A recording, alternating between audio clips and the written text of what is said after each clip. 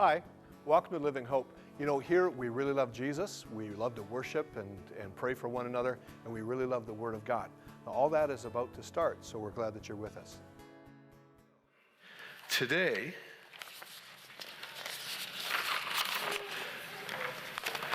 I would like to talk to you about something that we perhaps haven't talked about for a long time, and maybe we have never talked about.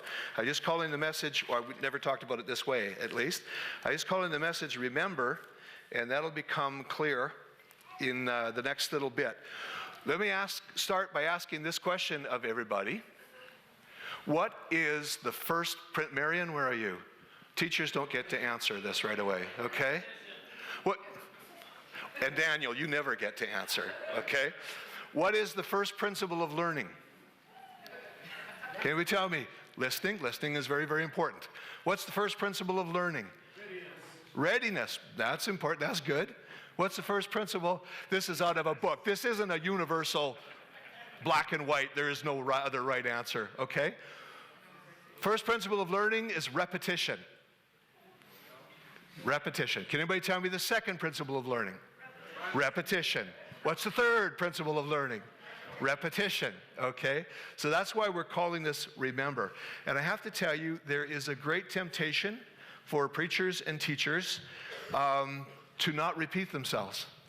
You want to be current. You want to, forgive me, but there's that temptation to try to dazzle people, and it's hard to dazzle people if you're boring them with what they already know.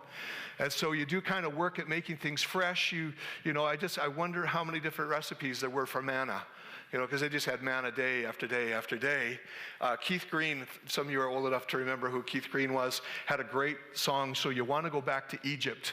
And he had a portion in there of all the different ways they figured that they fried manna, manna burgers, manna pizza. How could you, have the same thing every day. How can we make it better? So what I want to do is look at 2 Peter. And let's take a look at something that he said that was very, very important. 2 Peter chapter 1, verses 12 to 15, talking about remembering, talking about the principle of repetition. And he says this, "Therefore, I will always remind you about these things, even though you already know them, and you're standing firm in the truth that you have been taught." So he's not even saying, okay, guys, I'm going to tell you some stuff you already know because you're doing so badly. What is wrong with you? Why aren't you getting this stuff right? He's saying, look, everybody's doing really well, but we need some repetition.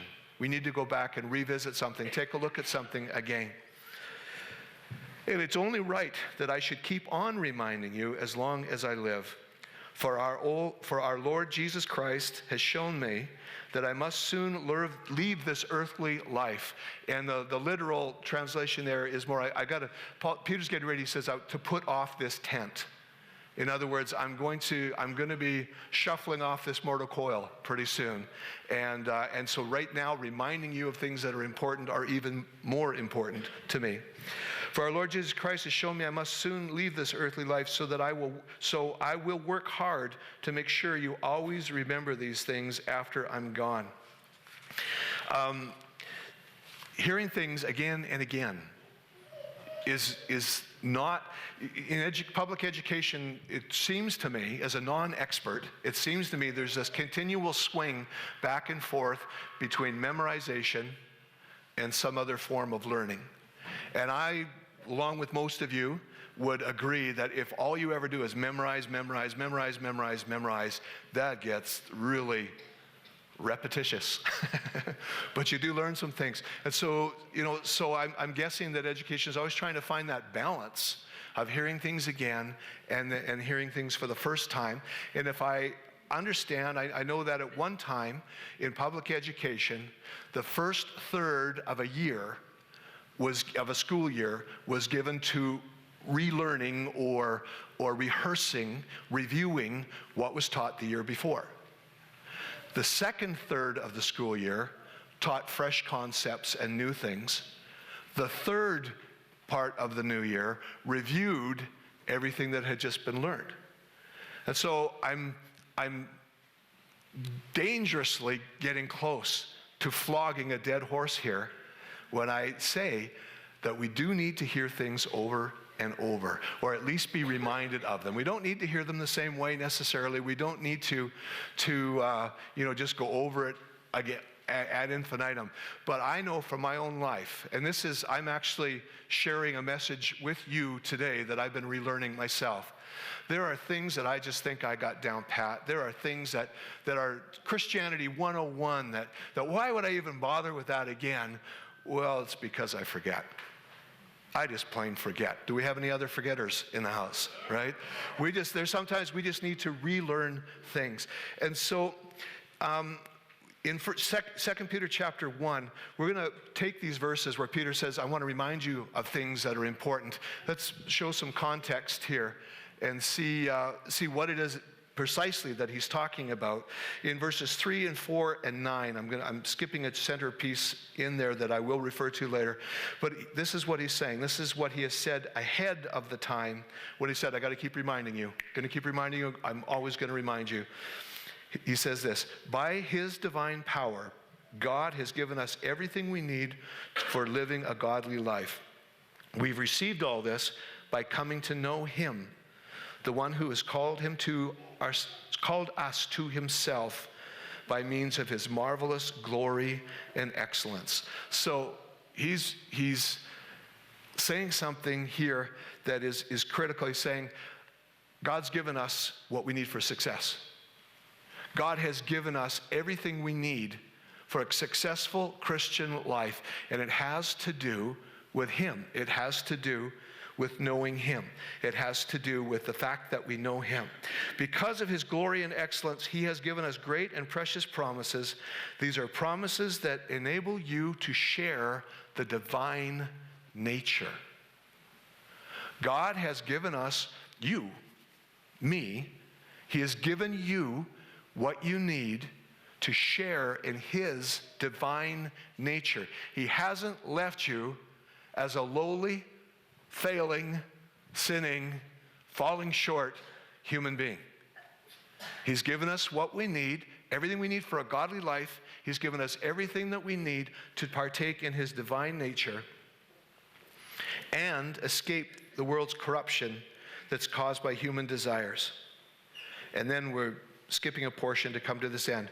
But those who fail to develop in this way are short-sighted or blind, forgetting that they have been cleansed from their own sins.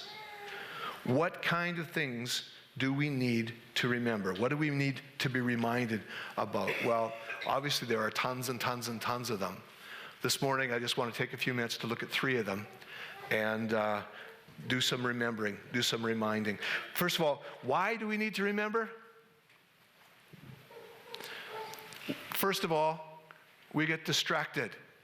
Some more than others. Some people are just, God made them wired to just focus and stay on that thing like a hound dog.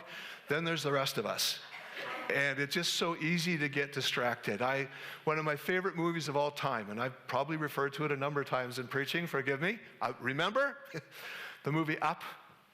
I love Up. It's just Kelly and I, first 20 minutes of Up, is the best cartoon in the world. We just cried. Look at how they loved each other. Oh, look at that.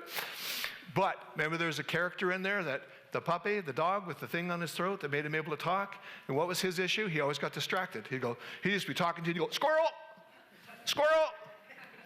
Once Kelly and I were sitting on our front deck. It was about this time of year, maybe a little later. I'm seeing lots of red faces in the congregation today. Did you enjoy the weekend?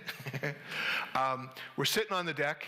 And we'd seen the movie, and it's always a joke with us. If one of us looks distracted, we go squirrel. Or if Kelly asks me a question, and halfway through my second sentence, she realizes I'm preaching, and she just kind of tunes out and goes off someplace else, I go squirrel.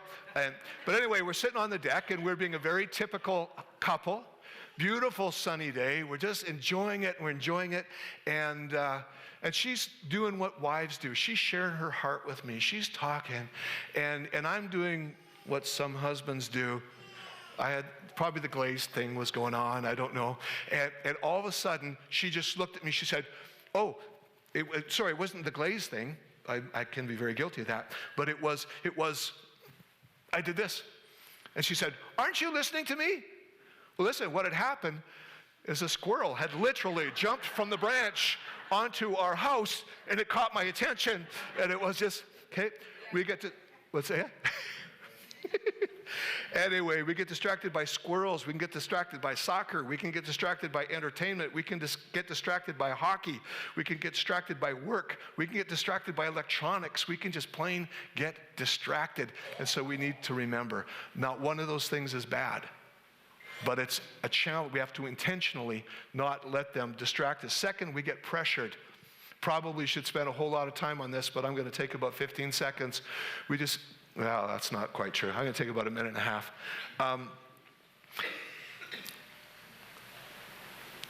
Don't copy the behavior and customs of this world, but let God transform you into a new person by changing the way you think. That's the New Living. You might be more used to other translations say by the renewing of your mind. But usually we focus on the part of the verse that says, let's get our minds renewed. Let's be transformed in our minds. But the first half of that says, don't be conformed into the world. Don't let the world put pressure on you. There was J.B. Phillips wrote one of the earliest modern language translations. He was an Anglican priest, scholar, and he said this. This is how he translated it. Don't let the world squeeze you into its mold. There's pressure on us all the time to be the world or to be like the world. And we just need to know, right, that we're part of a different kingdom. Amen. We are part of a different life. God has called us to something very, very different, but there's tons of pressure on us continually, tons of pressure on us from the outside. I remember years ago looking at a curriculum for youth, and they quoted this, and they used this J.B. Phillips translation, and what it was it was like a big world, a big earth that was cut down the middle, and it was opened up, like you would cut an orange in half and open it up, and here's this guy standing on the bottom and trying to keep that from crashing down on him. And it said, don't let the world squeeze you into its mold. There's lots of pressure. I feel more pressure today, I think, than I did even 20 years ago to just say, let's just be the world. Let's just be like the world. Let's think like the world thinks. There's so much. I think it's a spiritual thing. The world's saying, let's do this way. Let's have these standards. Forget moral standards. Forget all this. That just doesn't matter. And it does. So much on politics right now. There's so much pressure to think on politics, on yes Trump, no Trump. Terrorism, we are just assaulted all the time with things that want to form our thinking. And God says, let my word do it, let my spirit do it. Don't get pressured. The other one, and this one I really will do for 15 seconds. This is all the more urgent, for you know how late it is. Time is running out. Wake up, for our salvation is nearer now than when we first believed. The night is almost gone. The day of salvation will soon be here. Wake up. The third issue is that we fall asleep spiritually. We just plain fall asleep. We just realize, we don't even realize we're hardly connected to God, or we're hardly walking with God, or we're hardly aware of God, or, we just kind of got on automatic and we're going. They just need seasons when we need to wake up. What's the hard thing? The main characteristic of being asleep is you don't know you're asleep.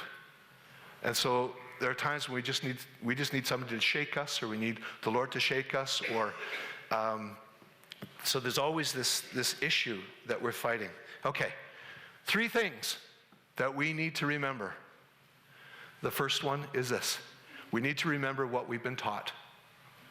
We need to remember what we've been taught. Because we're part of a consumer culture, because we're part of an entertainment culture, because we are human, we can have a major emphasis here at Living Hope. We can, I tell you, the temptation for a teacher is to think, if I spent 8 weeks teaching on this, we'll all have it, and we'll all have it forever. And then 6 months later, even the preacher doesn't remember what was preached before. And so sometimes we just need to remember what we've been taught. Last fall, we had a really major teaching emphasis. Who can remember what it was? Oikos, good for you guys. Move to the front of the class. That's good. That's right, Oikos. And what is Oikos? Oikos, do you remember your oikos? Yes. Good. There's a few yeses, and there's some. I wasn't too sure about oikos when you were talking about it. I'm sure not going to be.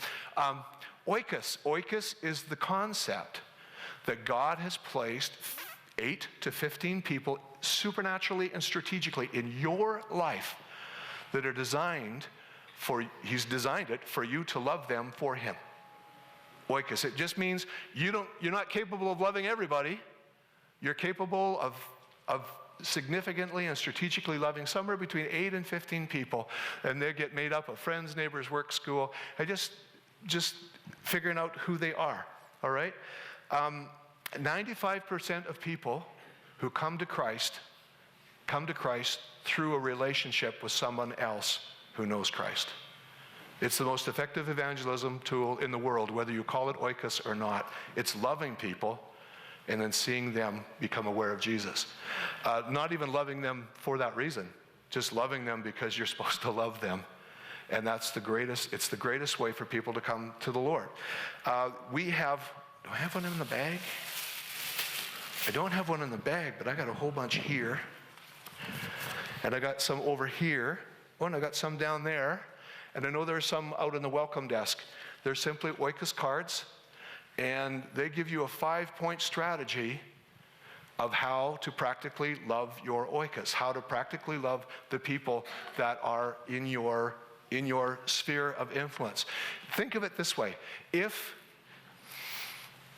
you are supernaturally and strategically connected with 8 to 15 people by the hand of God, in a church the size of Living Hope, it's spring. We haven't had as many people in the seats. But we are, there's about 350 people who call Living Hope home. That's my spiritual home. If every one of those people has an oikos, and everyone does, do you realize that we're already strategically, supernaturally connected with about 4,500 people? 4,500 people, which is nearly half the population of Estevan. Just Living Hope. Now, if the Church of God does it, and if St. Giles does it, and the Gospel Chapel does it, and the Alliance do it, oh man, we cover Estevan and the surrounding area many, many times over. All those people, we have contact, we have connection with those people. And strategically, what we can do is actually listed on the back of these cards. And let me just tell you what the first 2 are. Number 1 is list your oikos. Figure out who they are. Who are these people that are in my life, that God has put in my life? Some of them will know the Lord. Some of them will be having a rough time in the Lord, and some of them don't know the Lord at all. But who are they? List them. Figure out who they are. That's number 1. Number 2, pray for them every day. Just as much as you can. If you try to pray for them every day, you're bound to pray for them 4 or 5 times a week. So pray for them every day. Number 3, just invest in them. Invest in their lives. And you'll see God do some really, really good things. Okay, a couple more steps, but you can read about those yourself. Now, here's a question, because I know how easy this is to forget. What is the best way to remember that you have an oikos, and if you are committed to strategically loving your oikos, like we've outlined, what is the best way to remember to do that? Tape it to the coffee pot. The voice of an addict. Okay, this is good. I actually wrote in my notes here as a joke, fridge magnet. We could make a bunch of oikos fridge magnets. Those are good. I mean, those are good. They help it. But anybody else, what's the best way to remember your oikos? Repetition, somebody said, yes? Okay. Do it. Do it. Honestly, if I do the first 2 steps, I figure out who my oikos is, and I pray for them every day, the rest just follows. The rest just follows. You just develop habit, and God will speak to you about the people in your oikos, and he'll tell you how to bless them, and it'll be just awesome. So point number 1 is remember the things that we have been taught. Oops, there we go. Point number 2, what do we need to remember?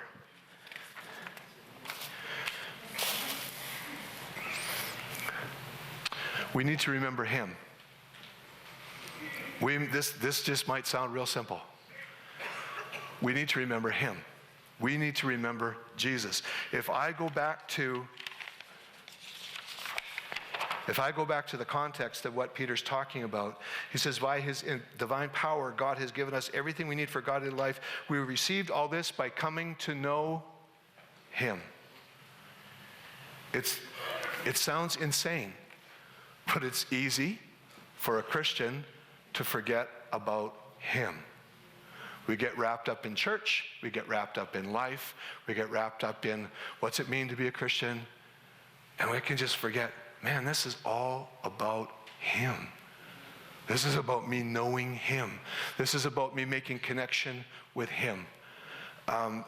It just seems insane.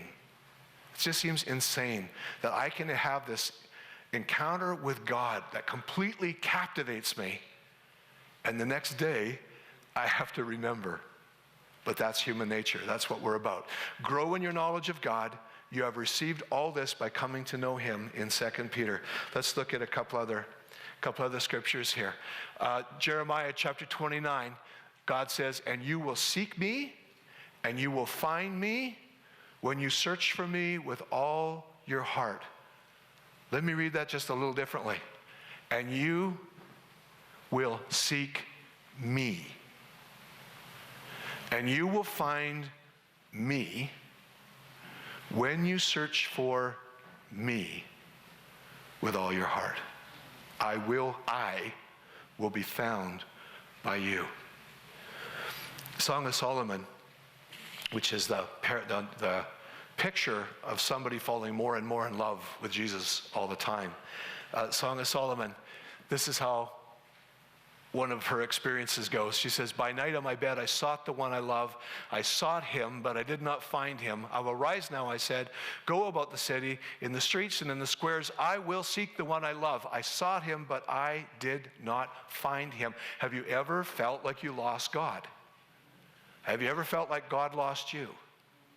He didn't, he hasn't, but it can certainly, that can be our experience when we're not experiencing him. She goes through, she's looking through the night, runs into some people. They say, yeah, I think he's over there. And this is the result of her search. Scarcely had I passed them when I found the one I love. I held him and I would not let him go.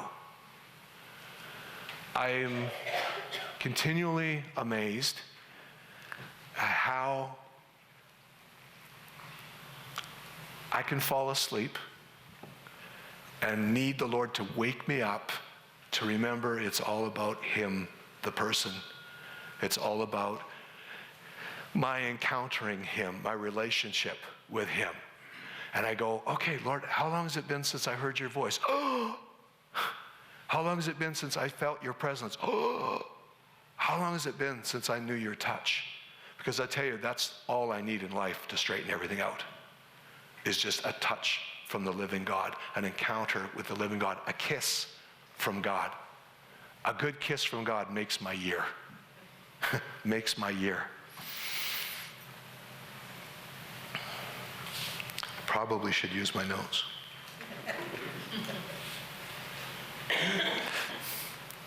Whoop, let's go back here.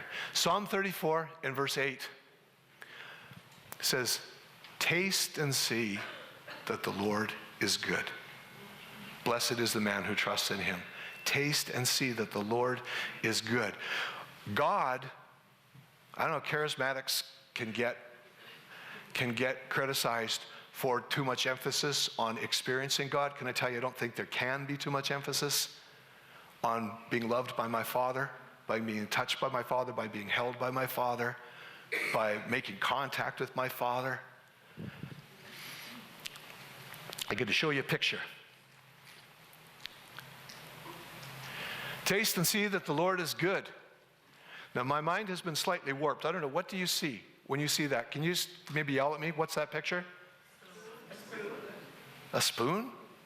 Is it? Is that what everybody sees as a spoon? Okay, well, when I was on Google and I typed in, oh, taste and see that the Lord is good, see what kind of images I could get. There are all these different images. The page got filled, and I looked at this thing. I saw this picture, and I went, oh, And I didn't see a spoon. This is because my mind's been warped. It's because my taste buds have been affected. This is the other thing I have in the bag. And I hope it survived the journey. A couple of years ago, 2-3 years ago, Kelly and I were on Vancouver Island. And I just got a hankering for something. We stay in this little place, a little rental place, and there's a service station. You don't expect to find great food in a service station. I don't anyway. But I just thought, man, I just got a hankering, and there's nothing in the cabin that makes me really turn on. I'm just going to run down there, honey. I'm going to see what they got. And I found these things that have changed my life. I'm not even all that much for ice cream bars, but I don't know if you've ever heard of Magnum. Yeah? Okay, so this isn't some secret hidden in a corner somewhere? Well, I first had an ordinary Magnum. I mean, this is a more expensive, Nadine, this is more expensive habit than coffee. There's white chocolate Magnum. There's almond Magnum. My all-time favorite is double caramel Magnum. Double caramel Magnum. And Kelly bought this one, so this is double raspberry.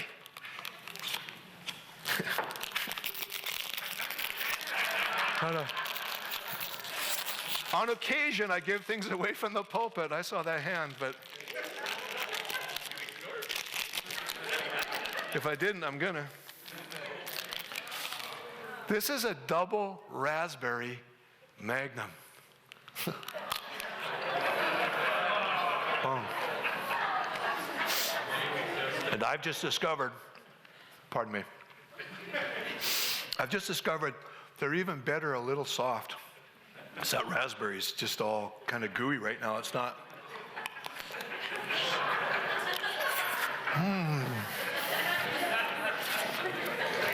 No. It's too bad so many of you have heard of Magnum before. I was kind of hoping that this was just a secret. But some of you have never, can I just see who's never had a Magnum? Oh. Then I'm talking to you. I have to quit, and it's really hard. You have to, well, Ed's hand went up first.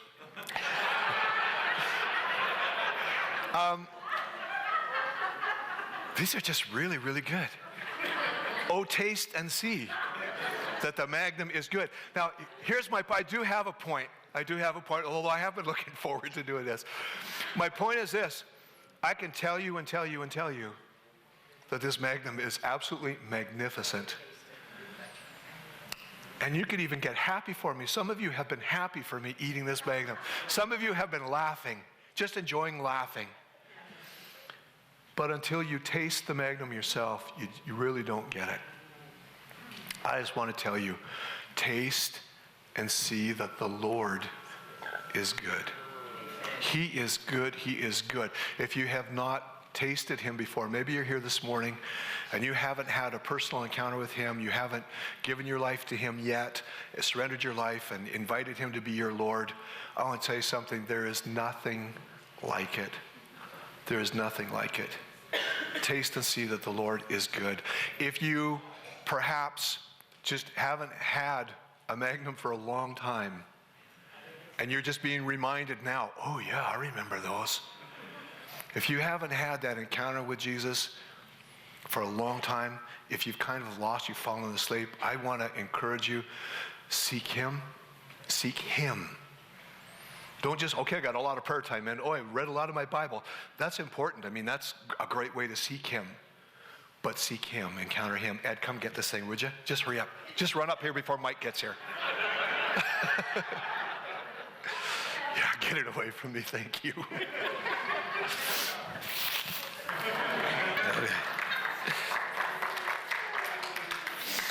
What do we need to remember? Well, we need to remember what we've been taught. We need to remember this really is about him. It's not church. It's not even mission. It's not even vision. It's him. Taste and see that the Lord is good. The third thing is this. We need to remember that we are a new person. We need to remember that we are a new person. I find it amazing that this scripture is written by Peter. First and Second Peter, two letters from Peter, but there are also two Peters. He wrote two epistles, but there are also two Peters. There was Old Peter, and there's New Peter. You read in the Gospels about the Old Peter, and you just know the guy's a character. The guy was impetuous. The guy was probably obnoxious. He was rough around the edges. He was all these things. He became a man of God. He became a follower of Jesus. He encountered the flesh and blood Jesus, and he encountered the resurrected Jesus. Without Jesus, he was a roughneck. He was a bona fide Estevan card-carrying redneck, right, is what he was. But when I read his epistles, when I read Peter's epistles, he does not seem like the same guy to me at all. Peter's epistles are so gracious. They are so caring. They are so loving. And he deals with some difficult things. But he does it with such positive, inviting attitude that this is a new Peter. This is not the old Peter. This is a new Peter. And one of the things we need to remind ourselves of is that we need to remember that we are a new person. This is the reminder thing. This is the remember thing. I taught a series on being the new person. I think it was about 10 weeks long. Many of you survived it. But I just thought, okay, 10 weeks. We'll just keep hammering this until it's done. We'll just hammer it till it's done, and hammer it till it's done. I still have to remember it myself. In fact, somewhere during the series, I was talking about the fact we have to remember that we are a new creature. Oh, I forgot something. Who is it that forgets? And who is it that loses sight? That's what Peter said. He said, we have these promises from God to have his divine nature.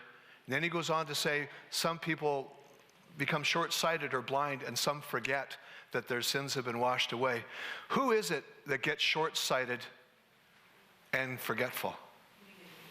Well, you just sort of left the room. Okay? You left the room. And I have to tell you something. At my current stage of life, if I'm talking to you and you can tell that I'm scrambling for your name, it's not because I don't know you well. It's not because I don't care about you, but there seems to be a few genes that aren't there that were there before. The old man is forgetful. The old man starts to lose vision. The vision dampens, it softens, you just start to lose it. And so who is it that Peter is speaking to? What is he saying? He says you need to be part of the divine nature. That's the new person. That's who forgets. That's who.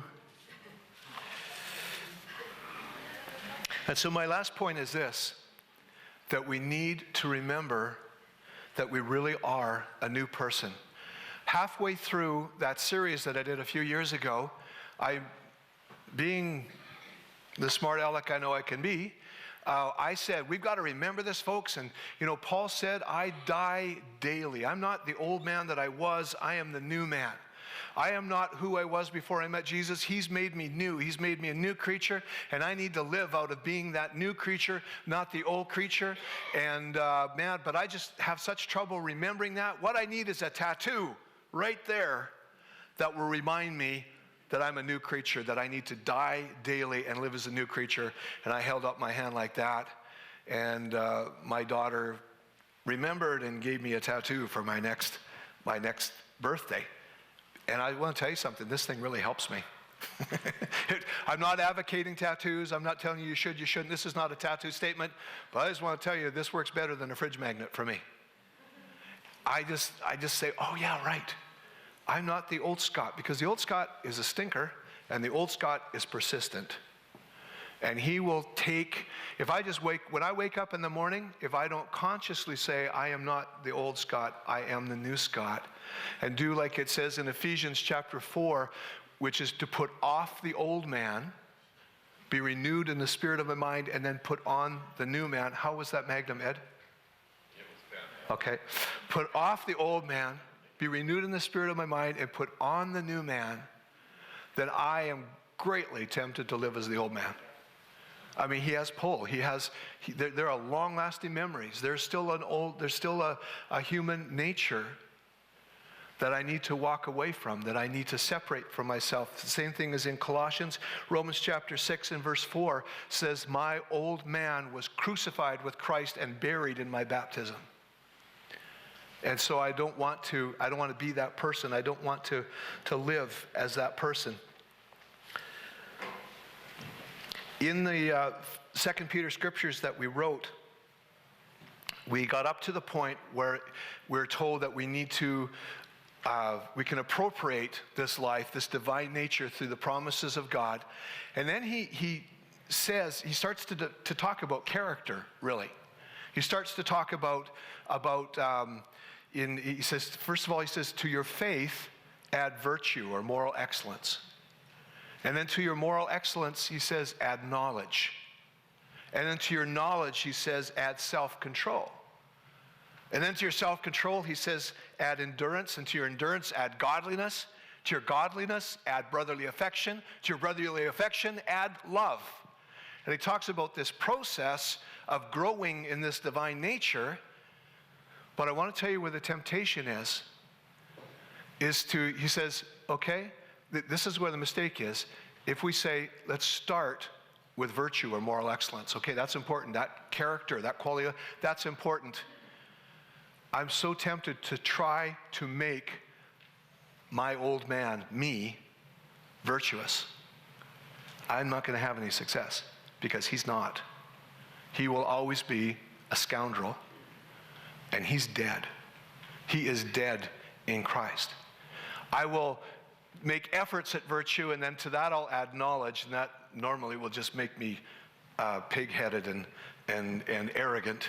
And then I will add, I just start to go through this process. The starting point, folks, is faith. He said, add to your faith virtue. Add to your virtue, which is added to your faith, then add knowledge, then add self-control. But faith is the starting point. Faith in what? Well, faith in him. It's got to be him. I can't make Scott good. I will never make Scott good. But he's in the process of bringing his divine nature about in me. You start with faith, and then you let him to start living his life through you.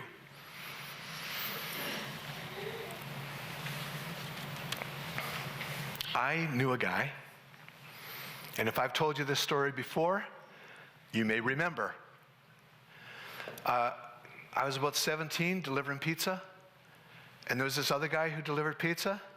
I mean, there was always a competition. They wanted to see who could get across town the fastest, and probably broke a few laws in the process. These other two drivers had these super new Mazda, cutting edge new model. I had a 1963 Volkswagen station wagon. But I tell you, that thing could. No, it couldn't. So I didn't really enter the competition, but these guys did all the time. And there was something about this one guy that drove me a little bit crazy, because it's almost like I know you. I don't know you, but I know you. You just remind me of somebody. Who does it remind me of? And one day, when he was being particularly vulnerable, which was not characteristic at all, he told me that when he was younger, there were some cool kids he wanted to hang out with. And they wouldn't let him. He said, you are not cool enough. And he did something unusual. He said, so how do I become cool enough to hang out with you?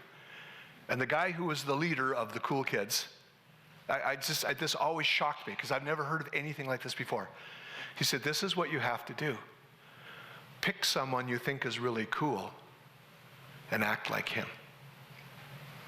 Now, I have no idea who the guy he was talking to became, but I know the guy that I knew, he figured Clint Eastwood was the coolest. Now remember, I'm 17 years old, so Eastwood was probably mid-30s or something, all right? And so he just thought Clint Eastwood is the coolest, and so that's who he became. Just Clint Eastwood. And I'm not kidding. That's how he was Clint Eastwood. So no wonder he reminded me of somebody. But I want to tell you, he was not a happy camper. He did not have a quality life.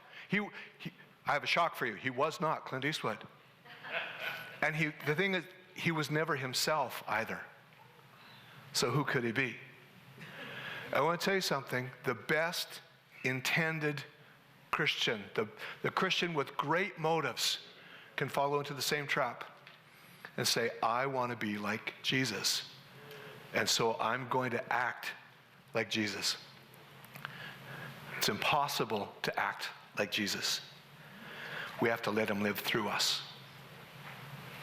I really can't be Jesus, but Christ in me, the hope of glory, can be and is. And as I cooperate with him, as I surrender to him, as I yield my life to him daily and in different circumstances and say, okay, Lord, would you live through me, please? Becomes more embedded in my own nature, but I still have to continually, it's still daily. It's still daily. I need to get up and say, oh yeah, today I need to let Jesus live through me. Not just try to be like him, not just try to be a good little Christian. I need to do it. I got to tell you something, it's impossible. I was wrong when I wrote this. Mike and I were talking about it.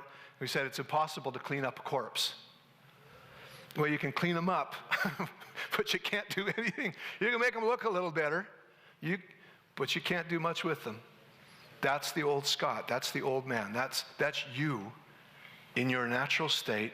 But Peter said that God has given us exceedingly great and precious promises, that by them we may be partakers of the divine nature. That comes through Christ living through us. And so when I hit a tough situation, instead of just trying to, okay, what would Jesus want me to do? And just by willpower, trying to be right, trying to be nice when somebody's not being nice, laying hands on the sick and thinking, well, at least I'm doing, no, Christ in me. It's Christ in me that brings healing, but he does bring healing. Okay, when somebody's being mean to me and I'm going to respond with nice, if I just respond with a nice Scott, it doesn't go very far. But if I learn to Jesus, would you live through me now? If there's some issue in my life that's huge, it's a huge, huge problem, and I need great faith for it, well, I just get my willpower. Okay, God, I'm going to believe you. I'm going to believe you. It only goes so far. But if I say, Jesus, would you help? God, you're in me. Would you help? I want to be part. It's this new creature that does it. And so where I want to challenge you this morning is to remember. First of all, go back and review a few things. What have you been taught? I really want to encourage you to remember your oikos, because we impact a lot of people for him through our oikos. I want to encourage you to remember that this is all about him, all of it. My life is all about connecting with him, loving him with my whole heart, letting him love me. And it's all about being the new person, being the new person. Can we stand together?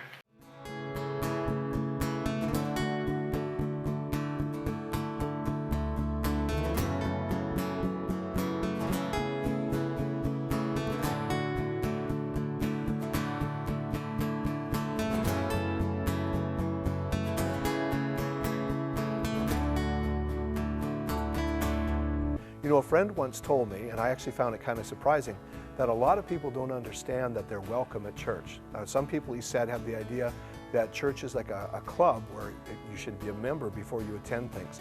Well, we want you to know it's not like that, and we would love it if you could join us at Living Hope. We're on the corner of King and Kensington. We have services Sunday morning. You can check our website or check the newspaper for our service times. We'd love to have you come. Apart from that, though, we're glad that you are with us and hope that you'll join us again.